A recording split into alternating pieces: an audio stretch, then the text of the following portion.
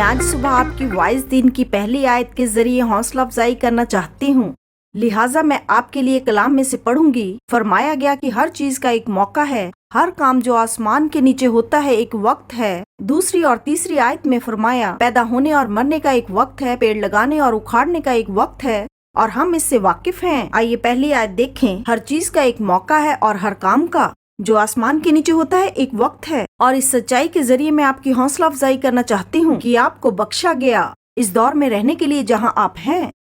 और जब हम इस हकीकत को कबूल करते हैं, यहाँ तक कि मरने के वक्त को भी, जीने का वक्त, पेड़ लगाने का वक्त और उखाड़ने का वक्त है, उखाड़ फेंकने का भी वक्त है, तामीर करने का भी। मुख्तलिफ मौसम है और वो कीमती है। और बाज़-औक़ात हम बढ़ने की कोशिश करते हैं एक जंगल की मौसम की तरह, जो मेरा पसंदीदा नहीं, फिर भी ये जरूरी है। यीशु मसीह भी अंजीलों में यही फरमाते हैं। जब यूहन्ना ने उन्हें बपतिस्मा दिया तो रूहुल कुद्दस कबूतर की नाई उन पर नाजिल हुआ और कबूतर उन पर ठहर गया। रूहुल कुद्दस उन पर नाजिल हुआ और खुदा की मौजूदगी भी। लेकिन इसके बाद रूहुल कुद्दस उन्हें बियाबान में ले गया।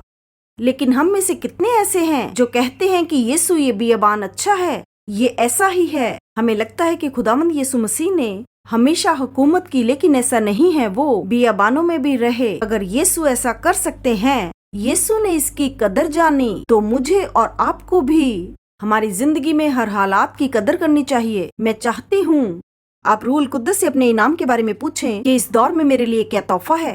शायद आप अकेले हों, तलाकशुदा हों या शादीशुदा हों, या आपके पास इंतहाई रकम और पैसा हो कि अपने अखराजात पूरे कर सकें, लेकिन अब आपके पास कुछ भी नहीं है। जैसे भी हालात में आप हैं, उसका कोई न कोई मकसद है। और मैं आपकी हौसला अफजाई करती हूँ कि रूहुल कुद्दस से पूछें कि मेरे लिए क्या मकसद है, कि आप मुझ में क्या तामीर कर रहे हैं, कि मुझे क्या सिखाना है, कहाँ ले जाना है, मुझे किस दौर से गुजरना है, मुझे कैसी आजादी दे रहे हैं। लिहाजा मैं दुआ करना चाहती हूँ कि आप रूहुल कुद्दस के जरिए हिकमत और मुकाशवा हासिल करें और खुद के लिए फजल हासिल करें, जैसे भी हालात में आप हैं। यीशु के नाम में आमीन।